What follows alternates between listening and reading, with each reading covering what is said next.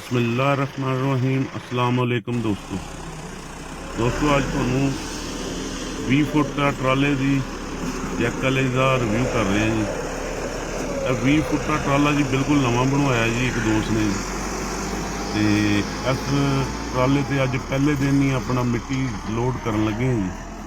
ਤੇ ਆਪਣਾ ਅੱਜ ਇਹਨੂੰ ਤੁਹਾਨੂੰ ਭਰਾ ਕੇ ਕਿਵੇਂ ਨਿਕਲਦਾ ਜੀ ਤੇ ਕਿਵੇਂ ਆਪਣਾ ਜੈਕ ਨਾਲ ਮਿੱਟੀ ਲਾਉਂਦੇ ਹਾਂ ਜੀ, ਇਹ ਜੀ ਤੁਹਾਨੂੰ ਆਪਣਾ ਚੈੱਕ ਕਰਾਵਾਂਗੇ ਦੋਸਤੋ। ਇਹ ਨਾ ਜੀ ਆਪਣਾ 20 ਫੁੱਟ ਦਾ ਅੱਗੂ ਟਰੈਕਟਰ ਪਾਇਆ ਜੀ 85 ਮੈਸੀ 200 ਮੈਸੀ ਪਾਇਆ ਜੀ 85। ਤੇ ਵੇਖੋ ਜੀ ਹੁਣ ਕੀ ਕਰਦਾ ਜੀ। ਤੇ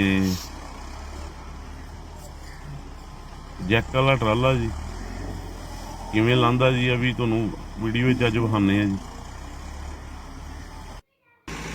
ਉਹ ਜੀ ਟਰਾਲਾ ਭਰਿਆ ਗਿਆ ਜੀ ਤੇ ਅੜ ਗਿਆ ਜੀ। ਤੇ ਤੁਰ ਵੀ ਪਿਆ ਜੀ ਮਾੜਾ ਮਾੜਾ ਤੇ ਨਿਕਲ ਵੀ ਪਏਗਾ ਜੀ ਇਨਸ਼ਾਅੱਲਾ ਜੀ। 85 ਨੂੰ ਲੈ ਕੇ ਨਿਕਲ ਪਏਗਾ।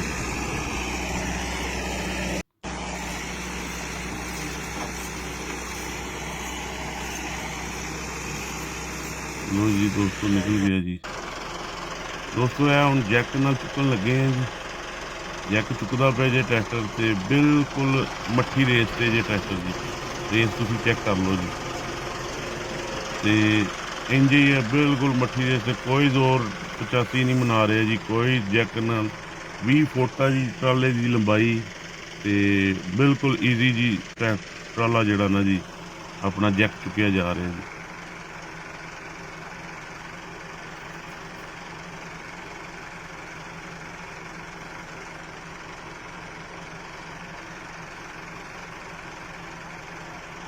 ਲੋ ਜੀ ਜੈਕ ਚੁੱਕਤਾ ਜੀ ਟਰਾਲੇ ਨੇ।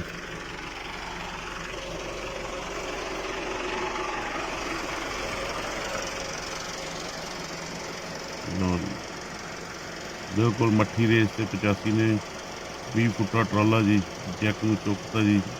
ਬਿਲਕੁਲ ਟਰੈਕਟਰ ਨੂੰ ਪਤਾ ਹੀ ਨਹੀਂ ਲੱਗਾ ਜੀ, ਬੜਾ ਈਜ਼ੀਲੀ ਜੀ ਲੱਗ ਗਿਆ ਜੀ। ਦੋਸਤੋ ਅਗਰ ਵੀਡੀਓ ਤੁਹਾਨੂੰ ਇਹ ਮੇਰੀ ਪਸੰਦ ਆਵੇ ਤੇ ਮੇਰੀ ਵੀਡੀਓ ਨੂੰ ਆਪਣਾ ਸ਼ੇਅਰ ਵੀ ਜ਼ਰੂਰ ਕਰਿਓ ਜੀ ਤੇ ਚੈਨਲ ਮੇਰੇ ਨੂੰ ਸਬਸਕ੍ਰਾਈਬ ਵੀ ਕਰਿਓ ਜੀ।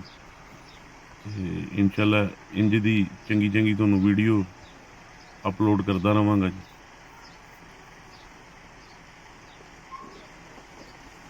ਲੋ ਜੀ ਦੋਸਤੋ ਅੱਲਾ ਹਾਫਿਜ਼ ਜੀ।